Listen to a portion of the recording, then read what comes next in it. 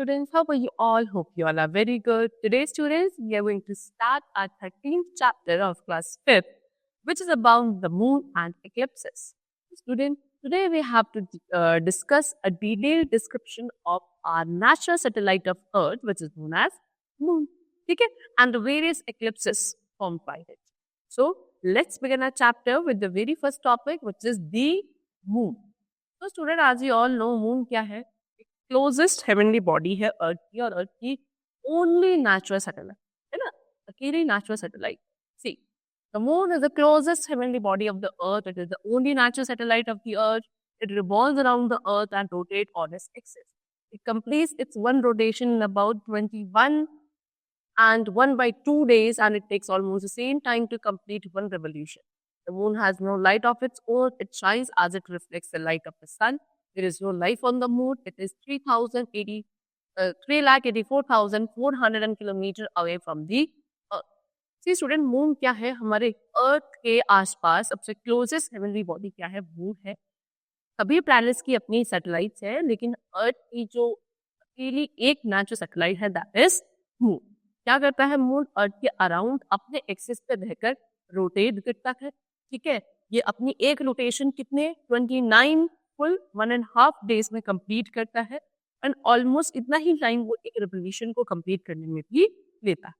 Moon की अपनी खुद की लाइट नहीं होती है, लेकिन ये जो आपको रिफ्लेक्ट करते हुए दिखता है in a clear night sky, that is because of the reflection of light of sun. Sun की जो लाइट है इसकी रिफ्लेक्शन की वजह से मून हमें शाइन करता हुआ दिखता है brightly in the sky.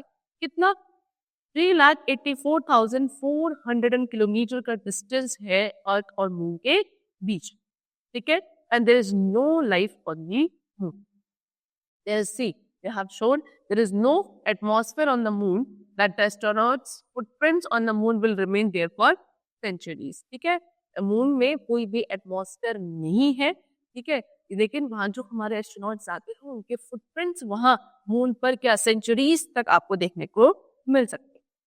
Now we come to the surface of the moon. See, जो सरफेस है मून का वो अनइवन है, यानी कि एक जैसा प्लेन सरफेस नहीं है.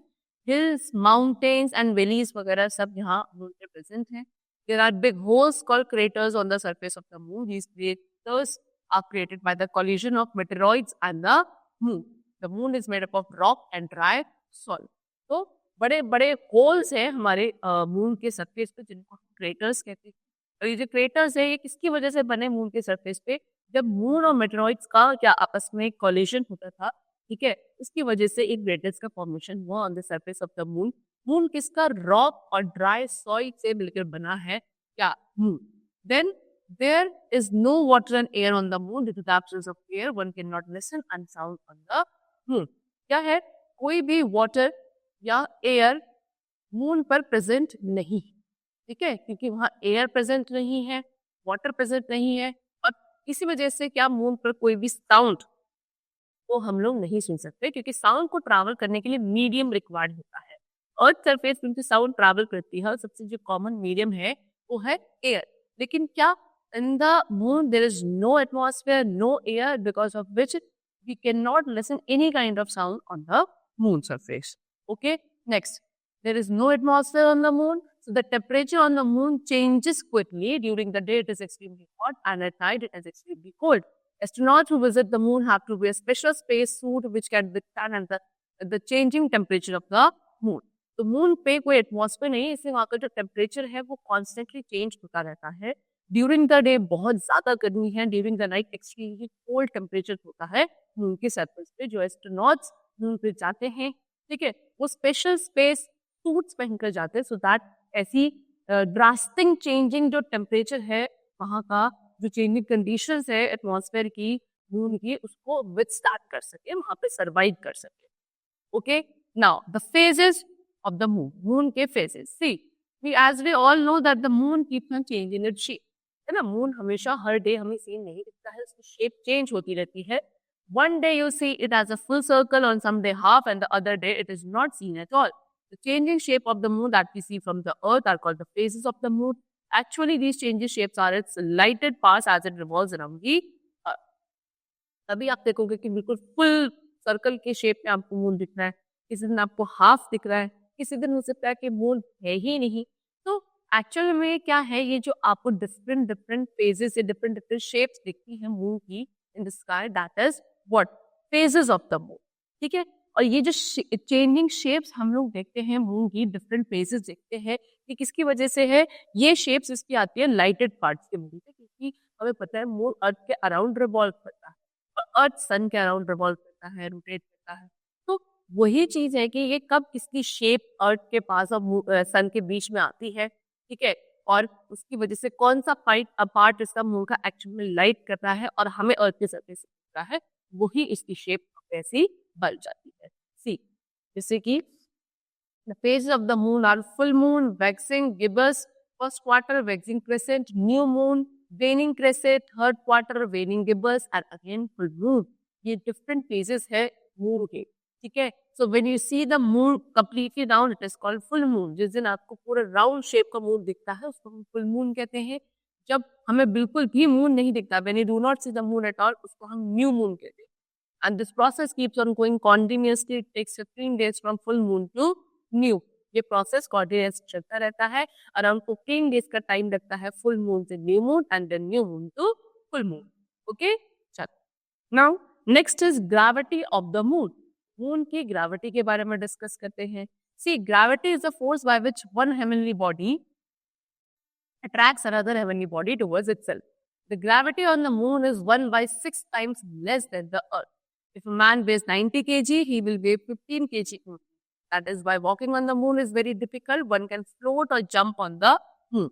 जो ग्रेविटी क्या है, फर्स्ट ऑफ ऑल ग्रेविटी वो फोर्स है जिससे कोई भी एक हेवनली बॉडी दूसरी हेवनली बॉडी को अपनी तरफ अट्रैक्ट, ठीक है। सो जो मून के सरफेस की ग्रेविटी है वो अर्थ के कंपैरिजन में 1/6 है। अर्थ का ग्रेविटेशन तो ज्यादा होता है और जितना टोटल होता है उसका 1/6 टाइम्स होता है on the surface of the moon. यानी कि अगर कोई अर्थ के सरफेस पे 90 kg वे कर रहा है, किसी का weight 90 kg on the surface of the earth, then he will weigh only 15 kg because 90 का 1/6 कितना होगा, 15 kg। तो 15 kg ही वेट होगा उस पर्सन का on the surface of moon, ठीक है। इसीलिए मून पे वॉक करना थोड़ा डिफिकल्ट होता है, तो ग्रेविटेशनल फोर्स कम होता है, इसलिए आप वहां पे क्या करते हो, फ्लोट करते हो या जंप करते हो easily. Now next we come to tide, ठीक है। सी, the rise and fall of water in the seas and ocean due to the gravity of the moon is called a tide. There are two types of tides, low tide and high tide. When the water in the sea or ocean rises or attracts upwards, it causes high tide. The rotation of the earth causes two high tides every day. In the area between the two high tides, the water forms low tide. During the low tide, the water level falls or goes downward. The highest tide occurs on the full moon night. तो ये जो seize oceans में जो पानी है, water है, इसका rise होना या फॉल होना, जब ऊंचाई तक राइज करता है फिर बहुत नीचे जाता है ना, ईगल ओशन का वाटर, ये किसकी वजह से, मून की ग्रेविटी की वजह से जो होता है, इसको होता है टाइड्स। दो तरीके की टाइड्स होती है, एक होती है लो टाइड और एक हाई टाइड।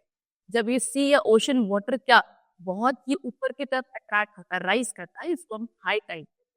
ओके, चलो, जो अर्थ की रोटेशन है उसकी वजह से दो हाई टाइड्स हर रोज एवरी डे देती है ना, और जो ये दो हाई टाइड्स के बीच का एरिया है वहां पे वाटर क्या करता है, लो टाइड फॉर्म करता है। लो टाइड में जो वाटर लेवल है वो बहुत ज्यादा नीचे की तरफ डाउनवर्ड फॉल करता है, और जो हाईएस्ट टाइड होती है सबसे ज्यादा, वो कब आती है, फुल मून नाइट वाले दिन आती है, क्योंकि फुल मून होता है तो ग्रेविटेशन ज्यादा लगता है, इसकी वजह से आपका वाटर पूरा ऊंचाई तक राइज करता है, ठीक है। टाइड्स यूजफुल होती हैं नेविगेशन और फिशिंग के लिए, है ना। हाई टाइड के टाइम पे ships can come easily to a port, during the low tide the water recedes far away from the shore. High tide में शिप्स हैं वो इजीली पोर्ट तक आ पाती हैं, ठीक है, और लो टाइड में जो वाटर है वो क्या होता है, बहुत दूर रहता है शोर से, ठीक है, किनारे से। See, this is high tide and this is low tide. Now next we come to eclipses. See, an eclipse is that phenomena and when one heavenly body moves into the shadow of another heavenly body. Eclipses occur due to the revolution of the earth and the moon. The earth revolves around the sun and the moon revolves around the earth. Thus, both of them keep on changing their position. At a certain time, the moon, the earth and the sun fall in a straight line and cause an eclipse. See, eclipse क्या है? एक ऐसा phenomena जब एक heavenly body move करती है दूसरी heavenly body की शेडो, परछाई, उसको बोलते हैं एक्लिप्स। तब एक्लिप्स का फॉर्मेशन होता है।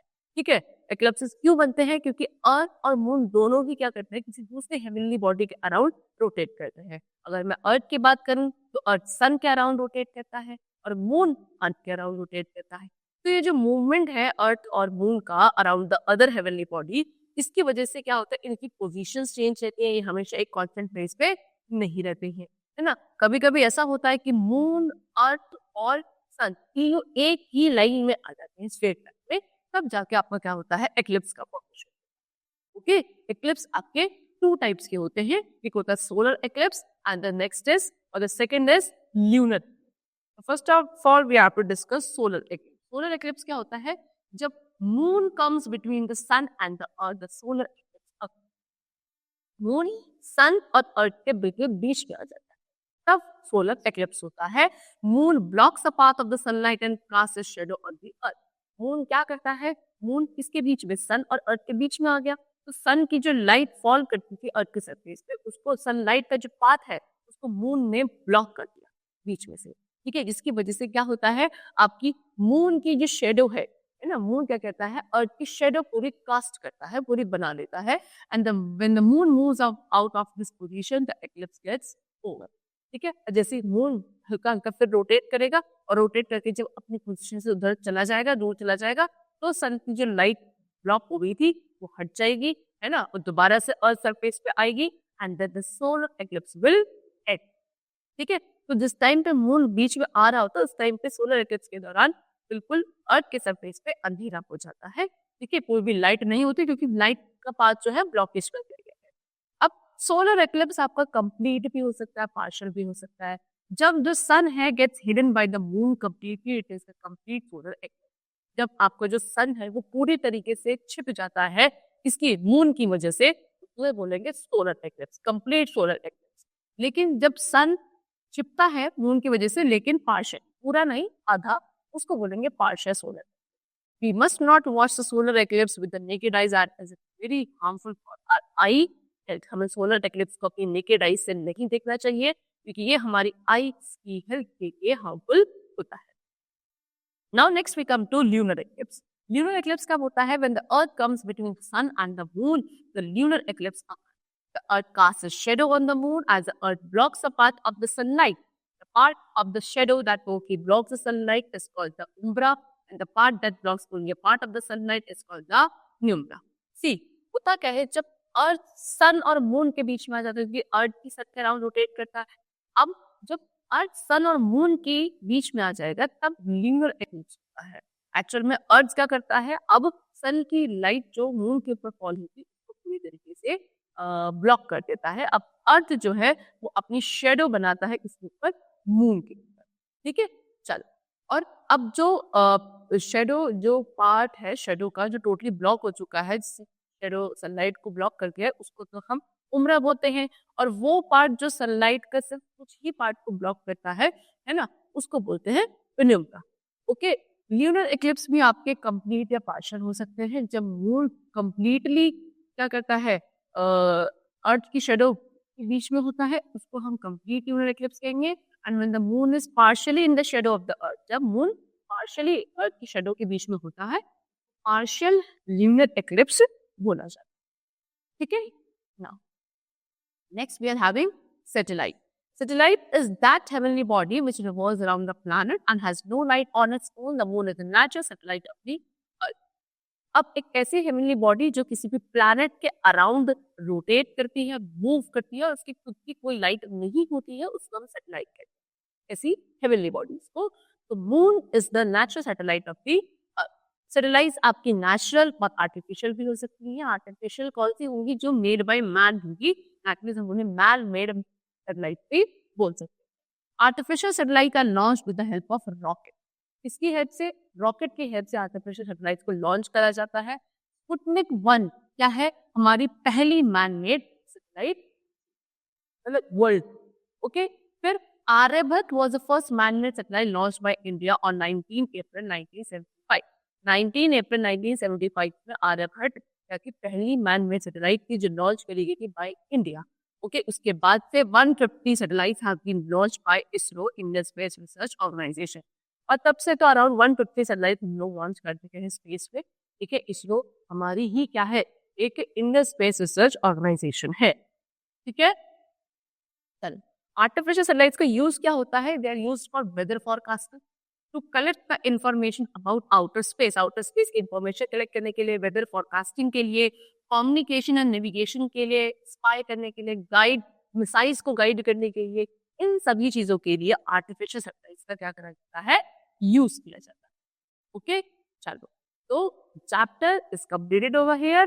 We have discussed about the moon, the various satellites, and the various phases of the moon, and along with the eclipses also. I hope the chapter is very much clear to you. It was a kind of interesting chapter. We'll meet you very soon with a new lesson. Till then, take care. Thank you, everybody.